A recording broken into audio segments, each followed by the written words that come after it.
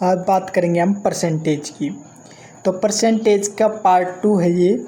इसमें जैसे कि हमारे पास कोई नंबर दिया हुआ है, उस नंबर में से हम क्या करेंगे, अगर उस नंबर कोई नंबर दिया है, कहते हैं कि उसमें से 10% कम किया, उस जो 10% करने के बाद उसमें से 20% कम किया, और तो आंसर क्या निकलेगा। दो तरीके हैं, एक तो हम फॉर्मूले के तरीके से निकाल सकते हैं, या हम इस तरीके से निकाल सकते हैं, जिसमें देखो कैसे। यहाँ पर हम स्पष्ट वैल्यू रख देंगे, ए की यहाँ पर रख देंगे 10 -10, बी की हम रख देंगे -20 और ए बी बाई में 10, तो ये -28, मतलब -28, मतलब यहाँ पर 100 है, 100 में से -28 गए तो कितने बचेंगे, 72%। तो इसका आंसर कितना आया, 72% इसका आंसर आ गया। ये 72, ये क्या है, ये एक नंबर है 72, इसका नंबर क्या, हमारा नंबर का आंसर आया, नंबर क्या है 72। अब ऐसे हमसे नंबर पूछ रखा हो, जैसे कि हम मान लेंगे ए हमारे पास एक नंबर है, उसका 10% कम, तो 10% 100 मान लिया हमने, उसमें 10% कितना कम हो गया, 90/100, और उसका इस पूरे का अब कितना हो गया, 20% और कम, तो मतलब 80/100। अब देखो इसका जो आंसर आया वो आया 0.72। तो अब इसका हमने मान लिया ये नंबर कितना था, 100 था, तो अब इस 0 पॉइंट इसका इससे करेंगे तो इसका आंसर क्या आएगा, ए नंबर कितना आया, 72। तो इस तरीके से हम सोल्व कर सकते हैं। अब हमसे पूछ कर रखा है कि अगर 50% है और उस 50% के साथ और 50% ऑफ दे रखा है, तो क्या आंसर आएगा। जैसे पिज़्ज़ा वाले लगाते रहते हैं 50% प्लस 50% ऑफ आपको मिलेगा, तो इसका आंसर कैसे सोल्व होगा। तो देख सकते हैं यहाँ पर 50, यहाँ पर 1000 रुपये कोई आइटम था, 1000 रुपये का, अब उसका 50% कितना हो गया, 500 हो गया, ये 500 का 50% कितना हो गया, 250 हो गया। अब इसमें और इसमें कितना करोगे आपको, 75 का नहीं 25 का % का फ़ायदा हुआ है। तो वास्तव में आपको 25% का फ़ायदा हुआ है। तो मतलब आपको ये कितने में पड़ेगी, ये 750 की पड़ेगी आपके पास, ये जो आपके पास 1000 रुपये का आइटम है। अब अगर कोई 10% है, कोई नंबर में 10% इंक्रीज कर दिया, जो इतना जितना इसमें इंक्रीज किया था उसमें 20% और इंक्रीज कर दिया, तो कितना हो गया, कोई नंबर हम मान लेते, ये कितना था, 100 था, तो उस 100 में हमने 10% और किया, तो कितना हो गया, 110, और 110 में हमने 20% और किया है, तो कैसे ये कितना हो गया टोटल, ये 32% कैसे इंक्रीज गया। इसी को हल करेंगे हम इस फॉर्मूले के थ्रू और या इसके इस प्रोसेस के थ्रू। तो इस फॉर्मूले में तो सिंपल, हम इसमें ये 1, 20, 10 ऐसे इसमें पुट कर देंगे वैल्यू को, और इसमें क्या करेंगे, इसमें कितना था 120 जो मैंने अभी बताया है, वैसे इसमें रख कर इसका निकाल लेंगे। तो इस तरीके से इसको सोल्व किया जाएगा। आप देख सकते हैं प्राइस दिया हुआ है एक आर्टिकल का 100 रुपीज़, अगर प्राइस आर्टिकल का इंक्रीज़ कर दिया 20%, तो देन अगेन इंक्रीज़ किया गया 10%, तो फाइनल प्राइस क्या होगा, 10% था, उसमें 20% इंक्रीज़ किया गया, और फिर उस 20% का अगेन इंक्रीज़ किया गया 10% का, तो इसका आंसर 132 आया। तो इसका क्या होगा, फाइनल प्राइस क्या होगा इसका, 132। अगर इसमें पर ऑप्शन में परसेंटेज दे रखा हो तो कुछ, तो अगर इसके लिए हम क्या करेंगे, इसमें -100 कर देंगे, तो उसमें हम 32% पाएगा, उस पर निशान लगाएंगे। अगर प्राइस एक आर्टिकल का 20% कम हो जाए, तब नया प्राइस कितना इंक्रीज होगा, what is the net change in the price, और प्राइस में कितना नेट चेंज देखने को मिलेगा। 10% है, उसमें 20% कम हुआ तो 80/100, और उसमें 25% जितना इसमें डिक्रीज हुआ है, उसमें इसमें एक 25% की बढ़ोतरी देखने को मिली है। अगर इसका सोल्व किया जाए तो 100% आएगा, लेकिन परसेंटेज में आंसर पूछ रखा है, तो 100 का इसमें से माइनस किया तो 0% इसका आंसर आ जाएगा।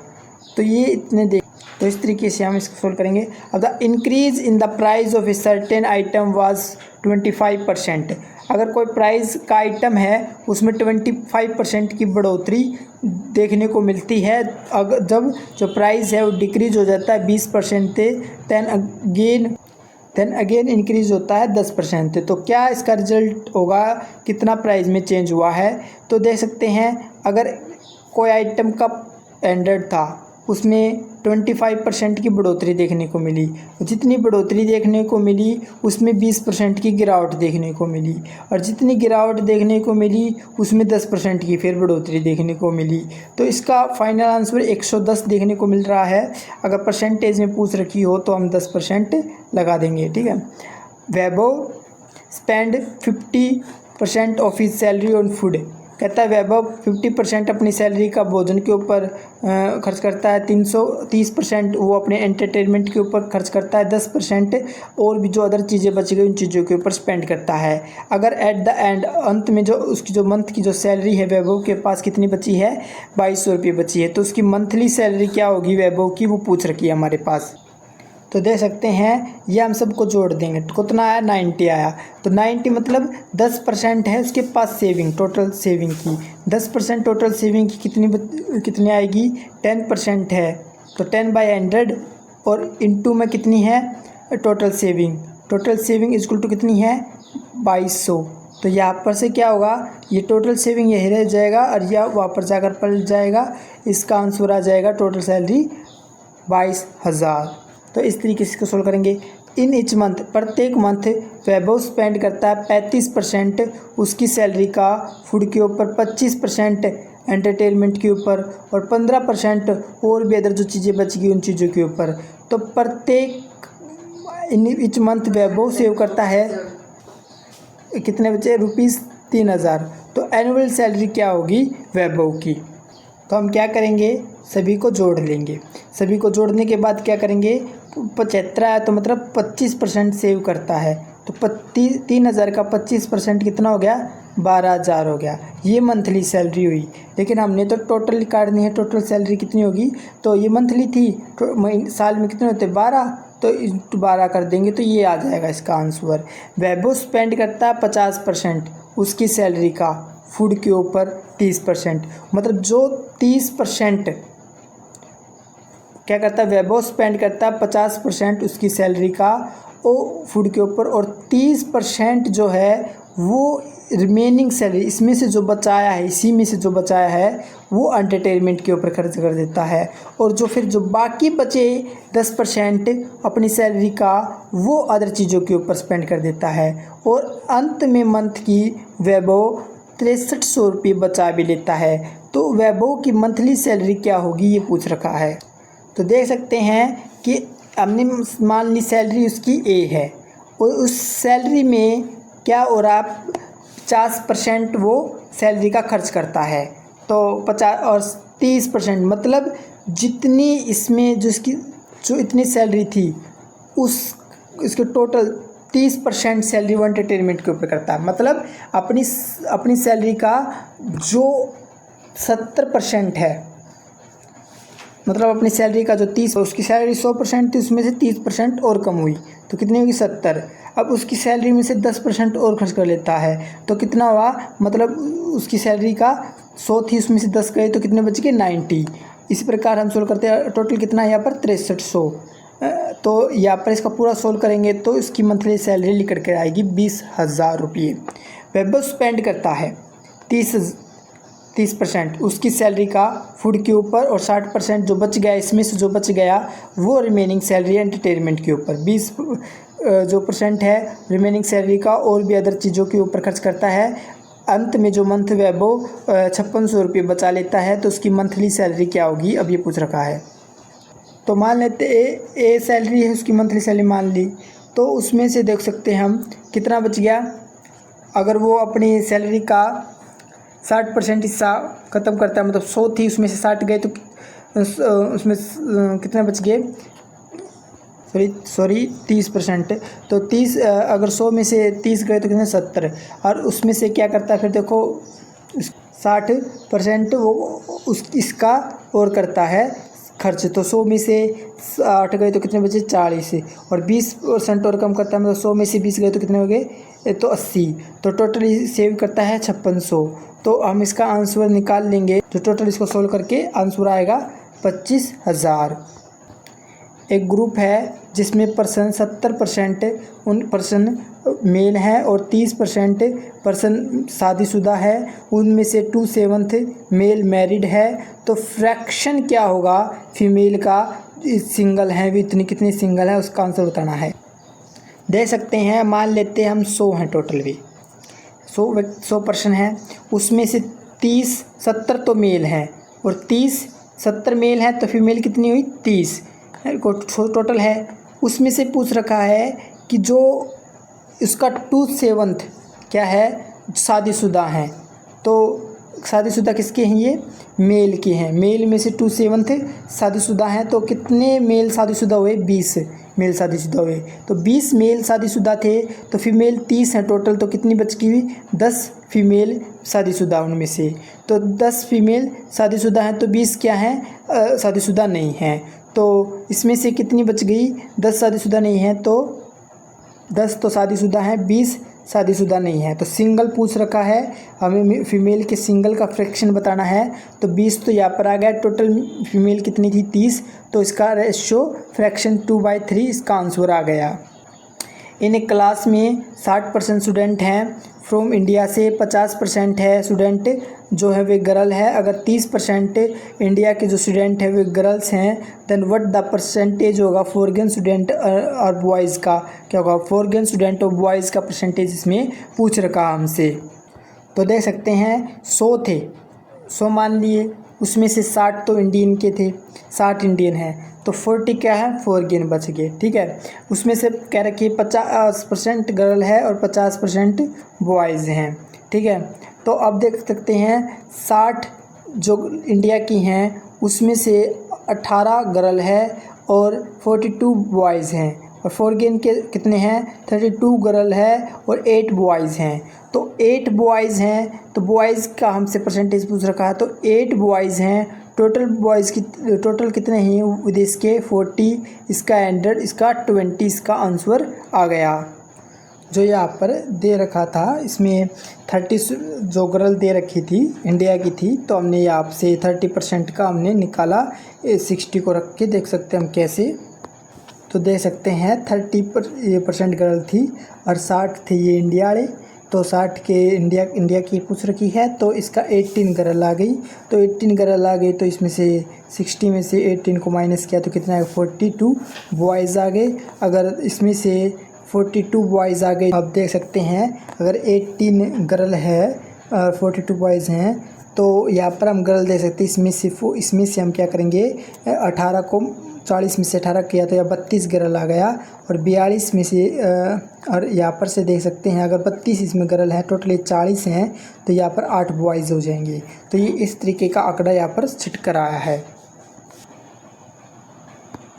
अब देख सकते हैं क्या दे रखा है कि 3 लाख पॉपुलेशन है एक सिटी की, जिसमें से 1,80,000 मेल्स हैं, 50% पॉपुलेशन है वो लिटरेट हैं और 70% जो मेल हैं वो लिटरेट हैं।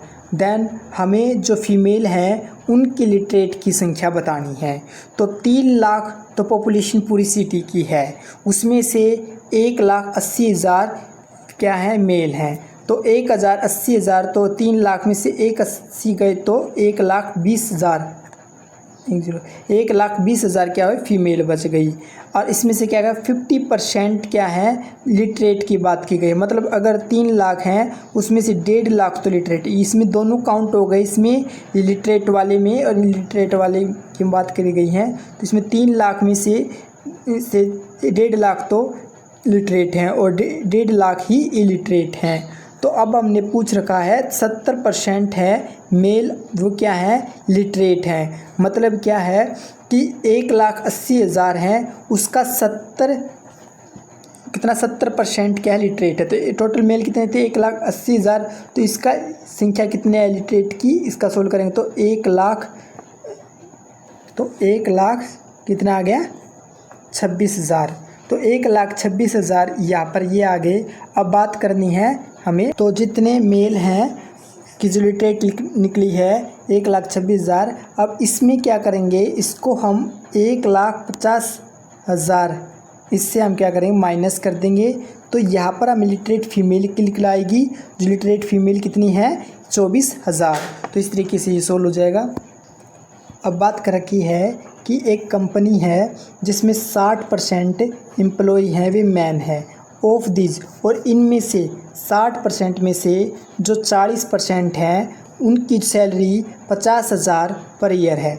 मतलब 40% हैं इनकी सैलरी, कितने में से ये 60 हैं, 60 तो कितना आ गया 24। मतलब 24 ऐसे हैं इसमें से एम्प्लॉई, 24% एम्प्लॉई इतने इसे हैं जिसकी सैलरी कितनी है 50,000 से ज़्यादा। तो if 36% of the total employ of the company drive more than 50,000, मतलब टोटल कितने हैं, टोटल जो 36 हैं मतलब 36,000 हैं टोटल, जिसकी और बच कितने गए 12 और बच गए। तो ये पर तो 24 अगर मेल थे तो 12 क्या होंगी फीमेल होंगी। तो अब बात करते हैं आगे सोल्व करते, आगे क्या कह रखा है, what is the percentage of women. तो वुमेन के परसेंटेज क्या होगा जिसकी लेस देन 50,000 होगी, 50,000 से कम होंगी। तो देख सकते हैं कि यहाँ पर 60 तो मेल हो गए, अगर 60 मेल हैं तो फीमेल कितनी होंगी 40 होंगी। 24 हमने ये निकाला है अभी हैं, जिसकी 50,000 तो सैलरी ज़्यादा है, तो 24 ये हैं तो बच कितने गए 36 बच के, 36 मेल ऐसे जिसकी कम है 50,000 से। तो अगर 36 इसने बता रखी थी टोटल इसकी क्या है 36 जो हैं, जो इसकी टोटल 36% हैं जिसकी सैलरी 50,000 से ज़्यादा है। 24 की तो मेल ही हो गए, तो 12 क्या होंगी फीमेल होंगी जिसकी 50,000 से ज़्यादा होगी। और टोटल ये यहाँ पर कितने हैं 40 हैं, तो 12 में से 40 में से 12 गए तो टोटल कितनी बच गई 28 बच गई। 28 कितनी है जिसकी 50,000 से कम है। तो 28 का हमें परसेंटेज निकालना है कि जितनी हमें जिसकी लेस है, लेस 28 की है, और टोटल मेल फीमेल कितनी है 40 है। तो इसका जो परसेंट इन ए सिटी, एक सिटी में 12% हाउस होल्ड हैं जो कमाते हैं 30,000 से कम प्रत्येक साल, और 6% हाउस होल्ड हैं जो कमाते हैं more than 1 lakh per year, और 990 हाउस होल्ड है जो कमाते हैं बिटवीन 30,000 से 1 लाख के बीच प्रत्येक साल। तो कितने हाउस होल्ड होंगे जो कमा रहे होंगे 1 लाख से 2 लाख के बीच प्रत्येक साल। तो देखो 100 हैं, मान लेते 100 जने हैं, 100 हाउस होल्ड है, तो उसमें से 12 जो परसेंट है वो 30,000 से कम कमा रहे हैं। तो 12% जो है 30,000 से कम कमा रहे हैं, तो इसका मतलब बाकी जितने बच गए वे 30,000 से ज़्यादा कमा रहे हैं, मतलब 88% हो गया। और इसमें कह रखे हैं कि 1 लाख से जो ज़्यादा कमा रहे हैं वो 22% है, और जो 1 लाख से कम कमा रहे हैं वो 66% है। तो क्वेश्चन में पूछ रखा है कि जो 990 जो हाउस होल्ड हैं उसमें 30,000 से जो 1 लाख के बीच कमा रहे हैं वो कितने हो गए, मतलब जो 30 से 1 लाख के बीच कमाने वाले कितने हो गए वो 66% हो गए। अब 66% मतलब टोटल जितने भी हाउस होल्ड हैं उसका 66% कितना है 990 है। तो टोटल हाउस होल्ड कितने हो गए, इससे निकाला सोल तो 1500 हो गई। अब 1500 टोटल हाउस होल्ड हो गए, तो इसका अब क्या करना, हमें क्वेश्चन पूछ रखा है कि 1 लाख से 2 लाख के बीच प्रत्येक साल कमाने वाले कितने हैं। तो जो 2 लाख तक कमाने वाले हैं वे 6% दिए हुए हैं। तो 2 लाख से जो 1 लाख से 2 लाख इसके बीच में कमाने वाले कितने हो गए 16% हो गए। तो इसमें पूछ रखा था 1 लाख से 2 लाख के बीच कमाने वाले 16% कितने हाउस होल्ड के 1500 का, तो कितने हैं 240 हैं। तो इसका आंसर क्या आएगा 240 आ जाएगा। इन टेस्ट, एक टेस्ट में एक कैंडिडेट अटैम्प्ट करता है सिर्फ 8 क्वेश्चन एंड स्कोर करता है वो 50% उसके मार्क्स का प्रत्येक क्वेश्चन का। अगर ऑब्टेन करे हुए टोटल 40% टेस्ट में, तो ऑल क्वेश्चन जो test carried equal marks gain करता है।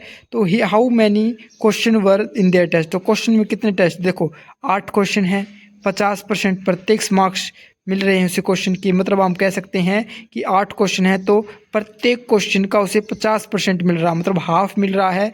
तो हम 4% मार्क्स ऐसे भी निकाल सकते हैं, या 18 का जो 15% मार्क्स मिल रहे हैं प्रत्येक क्वेश्चन का, तो यहाँ पर 4% मार्क्स मिल रहे हैं इसे। तो टोटल मार्क्स का 4% यहाँ पर 40% दिया हुआ है, तो टोटल मार्क्स निकालते हैं तो कितना है 10% आया। अब टोटल क्वेश्चन कितने थे, टोटल क्वेश्चन कितने थे उससे हम कहते हैं 10 से डिवाइड दे रहे हैं। टोटल क्वेश्चन कितने हो सकते हैं 100 हो सकते हैं, तो इसमें से हम क्या किया 10 से किया तो यहाँ पर 10 क्वेश्चन आ गया। टोटल हम मान के चले तो यहाँ पर 10 क्वेश्चन इसका आंसर आया। एक कैंडिडेट अटैम्प्ट करता है 12 क्वेश्चन और सिक्योर करता है full marks in the all of them में। अगर वो ऑब्टेन कर ले 60% टेस्ट में और प्रत्येक क्वेश्चन इक्वल मार्क्स कैरी करे, तो what is the total number of question क्या होगा वो टेस्ट के अंदर। तो देख सकते हैं टोटल क्वेश्चन का 60% यहाँ पर 12 दिया हुआ है, तो टोटल क्वेश्चन का कितने आ जाएंगे 20 आ जाएंगे। बिल्कुल सिंपल सा फॉर्मूला इसमें लग जाएगा। एक स्टूडेंट है जो अपेयर करता है 6 पेपर देता है, तो मैक्सिमम मार्क्स हैं प्रत्येक पेपर का सेम है। तो मार्क्स में जो प्रत्येक का जो प्रोपोर्शन है वो ये प्रोपोर्शन दिया हुआ है, और ओवरऑल जो स्कोर किया है वो 60% है।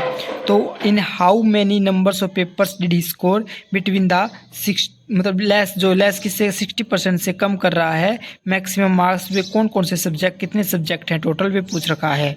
तो मैक्सिमम मार्क्स कितने हैं, मैक्सिमम मार्क्स हम 100 मान लेते हैं। 6 पेपर हैं, सबके सेम मार्क्स हैं, तो 600 मार्क्स हो गए।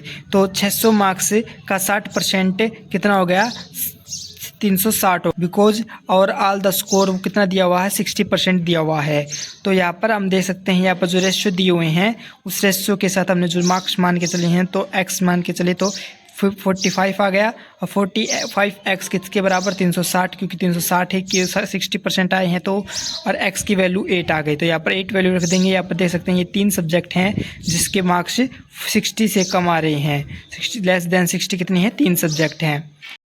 जब 70% नंबर x इज एडिड कर दिया अनदर नंबर y में, उनका जो सम है बिकम बना 165, तो वैल्यू ऑफ y वैन जब 60% ऑफ द नंबर x को एडिट कर दिया अनदर नंबर z के अंदर, तो सम कितना हो गया जब 165 का जो वैल्यू बतानी है z की, तो इच द फ्लोइंग में से कौन सा करेक्ट है। तो देखो 60% ऑफ x का उसमें जोड़ा है y, और जो बराबर किसके बराबर हुआ 165% ऑफ y, और 60% कितना है x का उसमें जोड़ दिया z, तो कितना होगा 165% ऑफ z का।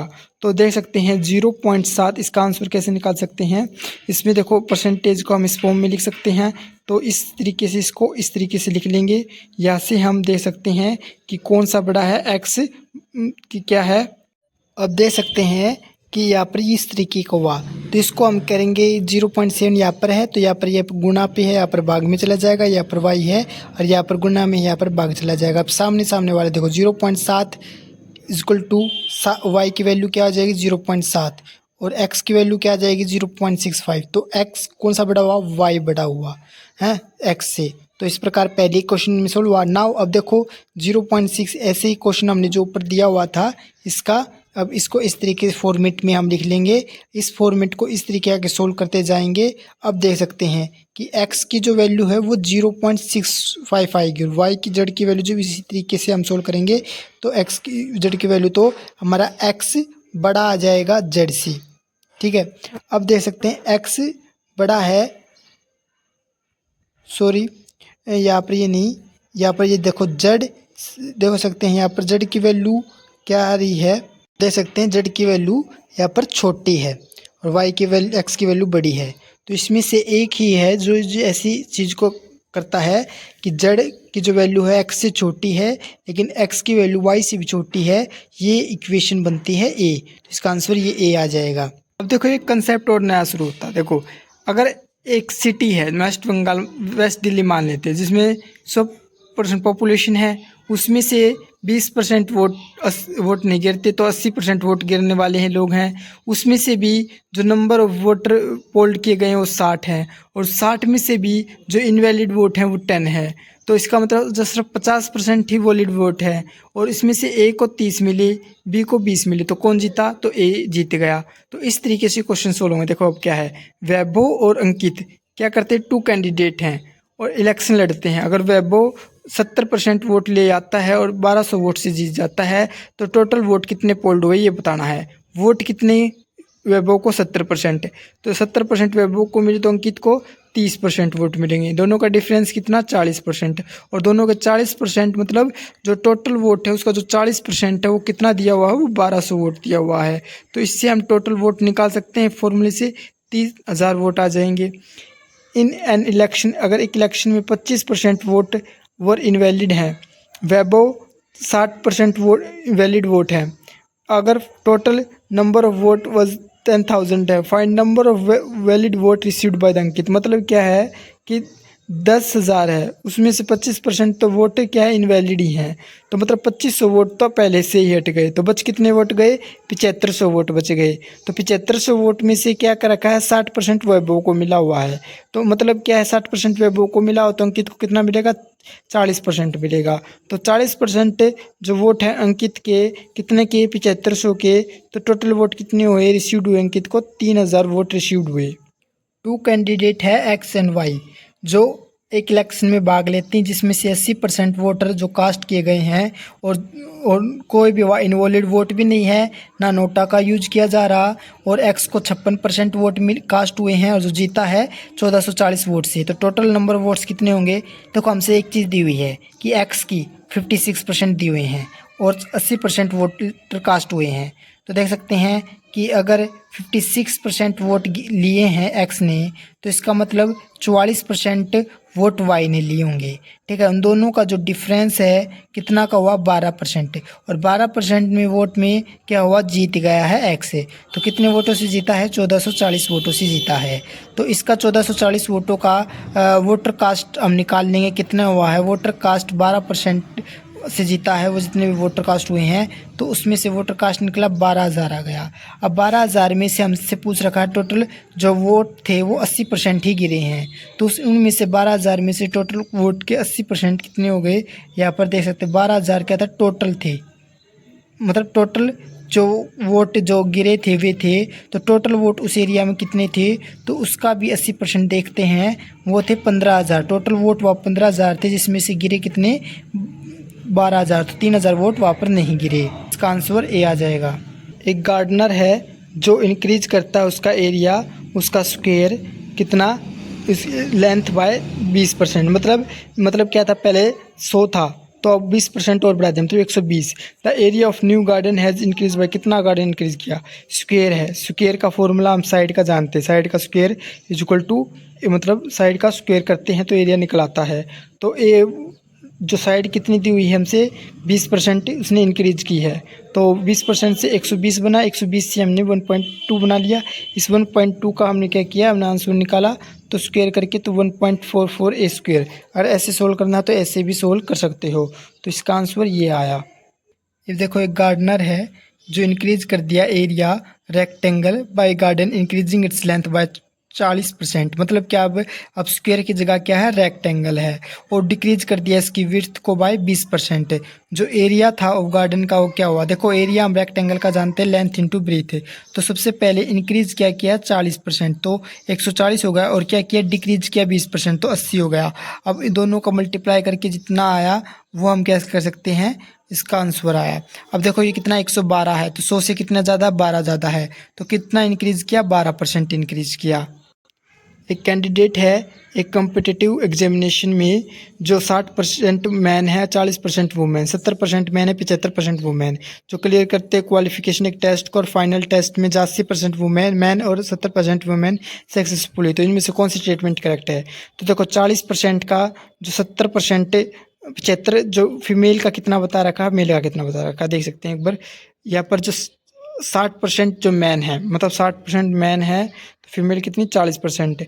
तो फीमेल का जो 60% है उसमें से 70% क्वालिफाई कर गए, और फीमेल का जैसे 40% उसका 75% क्वालिफाई करके। अगली बार फिर एग्जाम हुआ तो जितने मेल थे उसमें से 80% क्वालिफाई कर गए, इसमें से जो निकल कर आया उसमें से 70% वो फिर से क्वालिफिकेशन कर गए। तो क्वालिफाई करने के बाद इसका जो परसेंटेज आया वो 33.6 आया, और इसका 21 आया। तो अब क्वेश्चन में क्या कह रखा है कि success rate is higher for women, women से ज़्यादा देख सकते हैं हम यहाँ पर मेल का ज़्यादा देखने को मिल रहा है। तो सक्सेस रेट, ये तो स्टेटमेंट गलत है। Overall success rate is below 50%, कि जो ओवरऑल सारा का जो सक्सेस रेट है वो 50% से कम है। नहीं, देखो ओवरऑल अगर सक्सेस रेट लगाया जाए तो दोनों का सक्सेस रेट जोड़ देंगे तो कितना बनाएगा 54.6। तो ये तो देखो ऐसा आंसर नहीं आएगा, 50 से ऊपर चला गया तो ये भी नहीं है। तो more than clear the examination than the women, तो क्या किया, मैं मोर देन, मैन ने ज़्यादा एग्जाम क्लियर किया है वुमेन से, तो क्या कर सकते हैं, हाँ ये स्टेटमेंट बिल्कुल सही देखने को मिलती है क्योंकि मेल ने ज़्यादा किया है। तो बोथ है, ये तो हो ही नहीं सकता। अब ये स्टेटमेंट बिल्कुल सही है तो इसका आंसर ये आ जाएगा। देख सकते हैं कि question, the tank full petrol. देखो अरुण ने क्या किया, 10 दिन पहले पेट्रोल अपनी फुल टैंकी करवा ली। अब वो 25% प्रत्येक दिन चला रहा है अपनी मौज मस्ती पूरे जो भी है।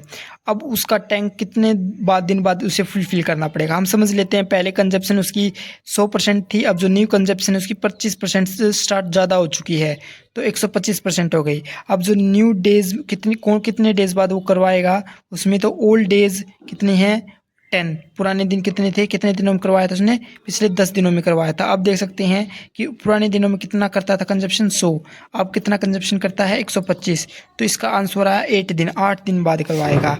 एज रिजल्ट के अनुसार 25% hike to the price of the rice पर, मतलब क्या करता है कि अगर एक रिजल्ट के अनुसार 25% राइस चावलों के प्राइस में हाइक देखने को मिलता है। एक पर्सन जो है अब वो सिर्फ 6 kg वो कम कर दिया अब उसने राइस खरीदना, जो ₹1200 का था। वट द ओरिजिनल प्राइस क्या होगा राइस का, तो ओरिजिनल प्राइस हम समझ लेते हैं कि x था पर केजी।